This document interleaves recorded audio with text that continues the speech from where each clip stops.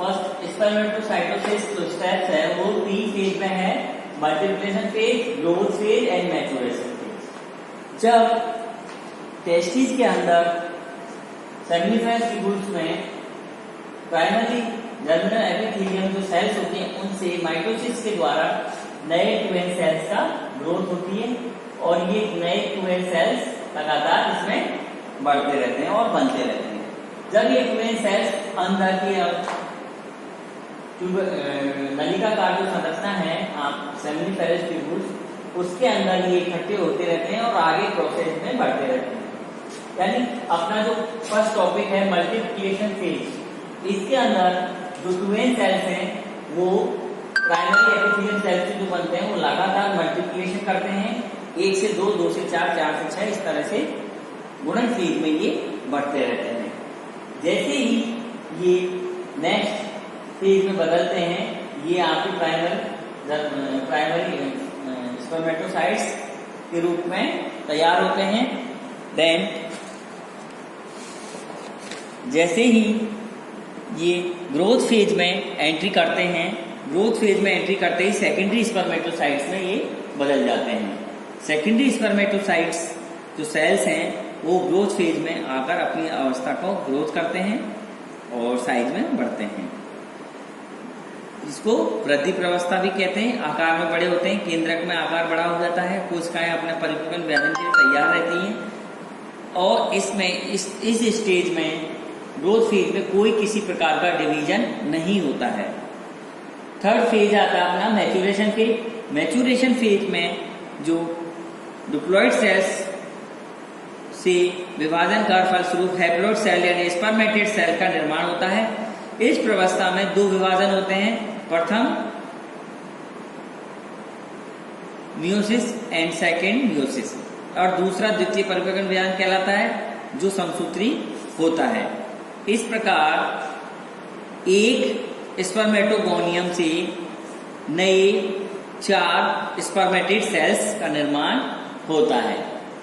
4 spermatid sales का निर्माण होते ही ये अवस्था परिपक्व विभाजन के लिए शुक्राणु जनन यानी सेकेंडरी स्पर्मेटोसाइट्स कहलाती हैं और ये स्पर्मेटेड्स में बदल जाती हैं। धीरे धीरे इम्पोर्टेंट बात यह है कि जो स्पर्मेटेड सेल्स हैं उनमें स्पर्मेटोगोनियम 2n सेल्स से बना था, लेकिन जैसे ही स्पर्मेटेड सेल्स बने मियोसिस डिवीजन के द्वारा इनमें गुणसूत्रों की संख्या आधी रह जाती है। ये सबसे मुख्य बात है युग्मकों के निर्माण में। जब गुणसूत्रों का अणुसूत्रण हो जाता है तो इन गुणसूत्रों की संख्या अगुणित हो जाती है और इस प्रकार ये अवस्था स्पर्मेटेड से गोल गतिशील होती है, नॉन मोटाइल होते हैं और नॉन मोटाइल ये आगे की ओर बढ़ते हुए ये दूसरी अवस्था जो होती है अपने स्पर्मेटोजेनेसिस की वो होती है स्पर्मियोजेनेसिस और स्पर्मेटोलियोसिस। यानी लियोसिस का मतलब होता है कायंत्रण, यानी जो गोलाकार स्पर्मेटेड सेल्स जो बनी हैं उसमें न्यूक्लियस या क्रोमोसोम्स के अलावा जो भी एक्स्ट्रा मटेरियल है उसका बाहर निकाल देना या त्याग देना और सिंपली एक स्पर्म मैच्योर स्पर्म के रूप में तैयार होना। इसके लिए विभेदन प्रवस्था कहलाती है और इस फेज में इसे 4 फेज में बांट सकते हैं अपन। फॉर्मेशन ऑफ हेड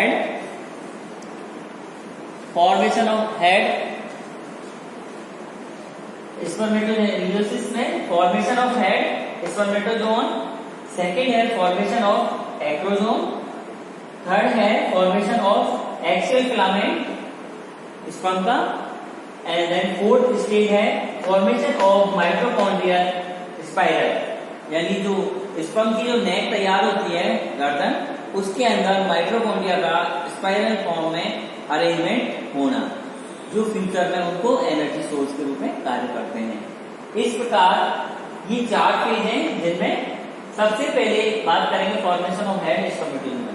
यानी शुक्राणु के हेड का निर्माण करने के लिए यानी सिर का निर्माण होने के लिए सबसे पहले इसमें केंद्रक के पास एक्रोजोम संरचनाओं का निर्माण होता है जो धीरे धीरे एक्रोजोम्स गोल्जी कॉम्प्लेक्स से बनते हैं। ये गोल्जी कॉम्प्लेक्स ग्रेन्यूल पार्टिकल्स जो होते हैं न्यूक्लियस के पास आते हैं। न्यूक्लियस के पास आते ही गोल्जी कॉम्प्लेक्स धीरे धीरे एक्रोसोमल वेसिकल के रूप में बदल जाते हैं और ये वेसिकल जो है धीरे धीरे एक्रोसोम वेसिकल्स जो हैं वो स्पर्म के न्यूक्लियस के ऊपर धंसकर और न्यूक्लियस को दबाते हुए एक संरचना बना लेती है और एक्रोसोम उसमें अंदर जाकर फिट हो जाता है। और एक्रोसोम्स एक स्पेसिफिक नेचर होता है जिसमें ऊपर से इसको चारों तरफ से एक प्लाज्मा मेम्ब्रेन से इसको कवरिंग कर दिया जाता है। और ये आकृति जो स्पर्म की जो हेड की जो आकृति होती है ये स्पेसिफिक स्पीसीज होती है। हर स्पीसीज में अलग अलग टाइप से स्पर्म की साइज एंड शेप पाई जाती है।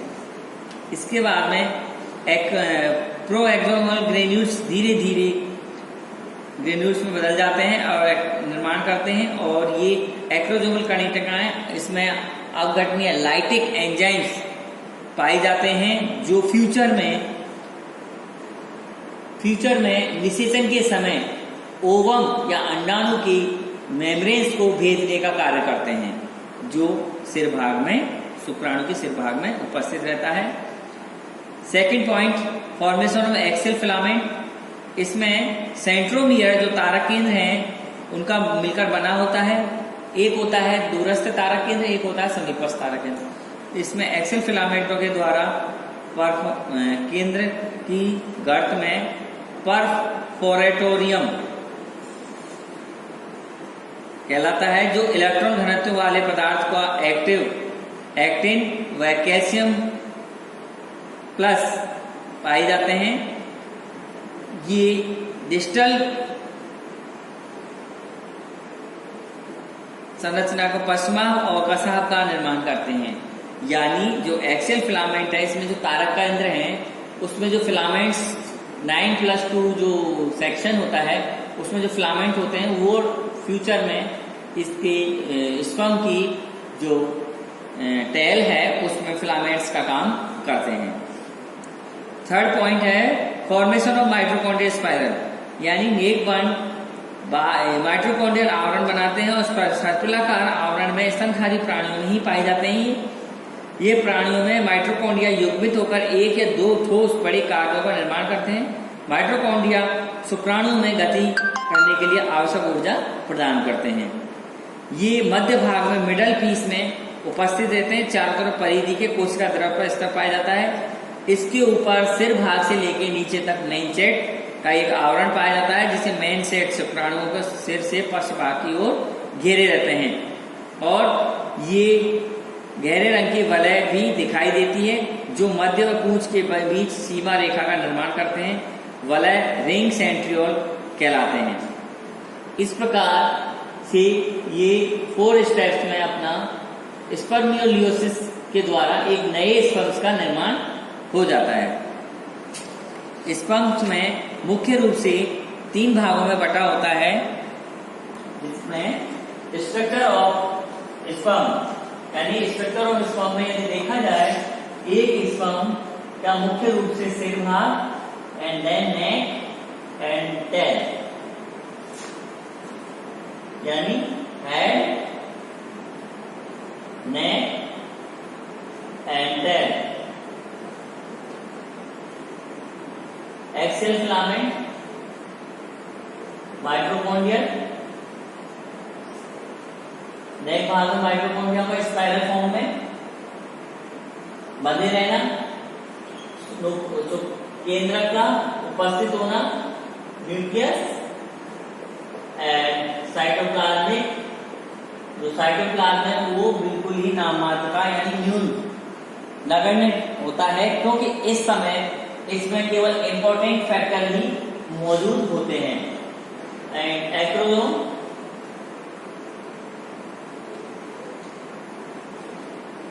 Head neck and filament tail. Then इसमें बहुत सारे हेयर लाइक फिलामेंट्स होते हैं जो 9+2 का रेशो दिखाई देता है। यदि अपन इसका सेक्शन काटेंगे तो 9+2 दिखाई देता है। इस प्रकार से एक नर प्राणियों में शुक्राणु के निर्माण में मुख्य रूप से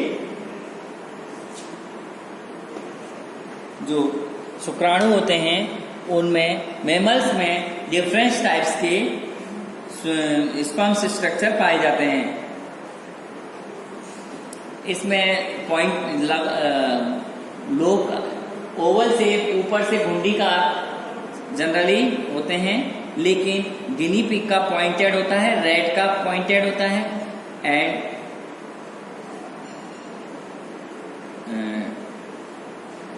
टेक्लोग्लोसस मोनोटर्मस, इसमें जो शुक्राणु होता है ऊपर से घुंडीकार होता है, घुमावदार होता है, स्पून से आदि।